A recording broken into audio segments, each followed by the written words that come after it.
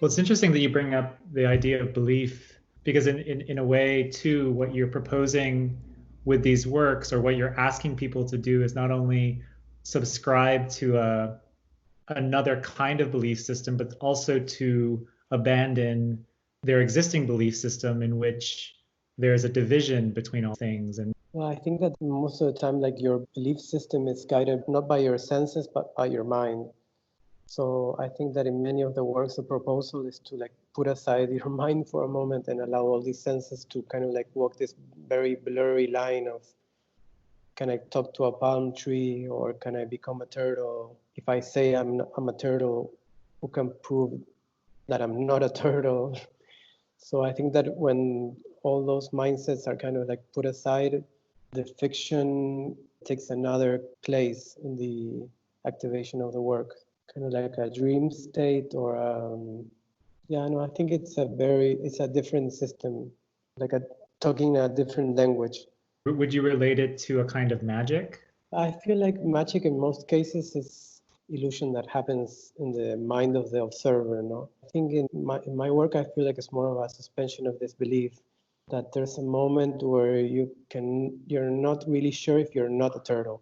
I think there in magic there's always the possibility of like tricking people into making that it's not a trick.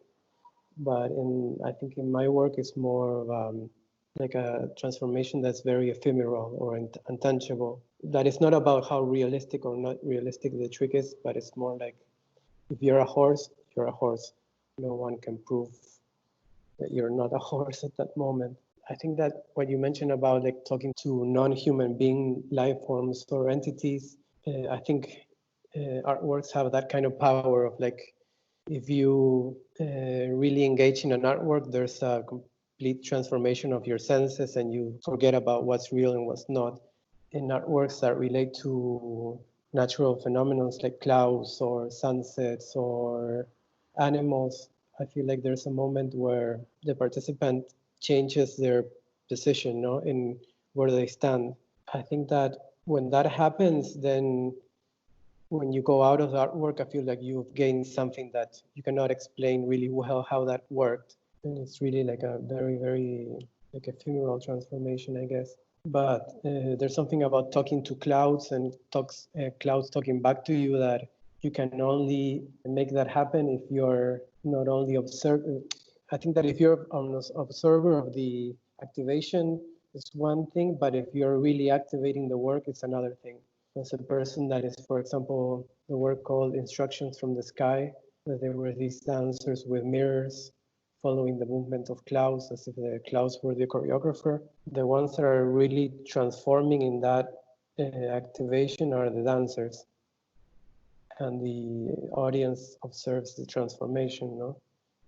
With many of these projects, you have different levels of collaboration. So we've talked about dancers or the people who are part of the work, and then the non-human elements that also participate, but also then there is an audience. Even I'm thinking about the project that was here with the viewers using the vehicles for seeing the sun, create a striking image to see all these figures wearing these masks. I think that those elements have to be like in this also like a thin line between being a possibility and also like this kind of like science fictional aspect to it that opens like this kind of fictional world for those who are observing this from far away. Because then this kind of, I feel like it's kind of like observing this weird society that gathers every day to contemplate the sun, and then like a whole narrative can be thought from that, similar to like Dancing with the Clouds, that there's this kind of,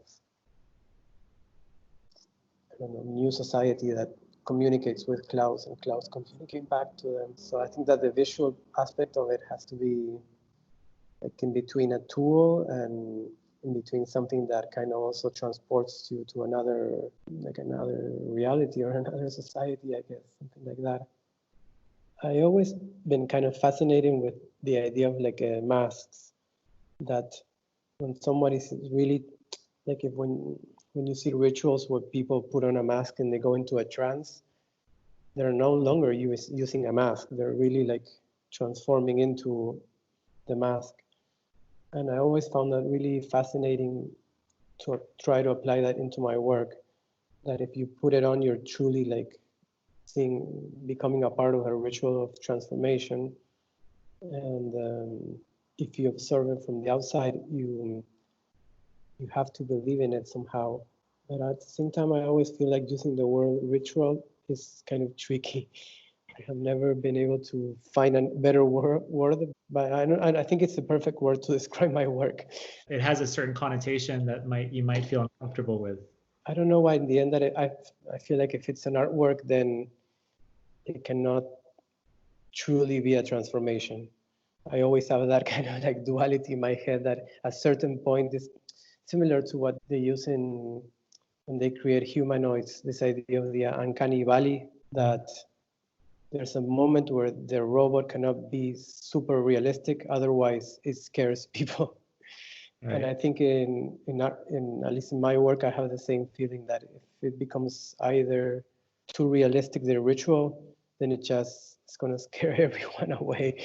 At a certain point, you have to have that distance of be like, this is an artwork, but at the same time, it's about using the artwork as a point of departure.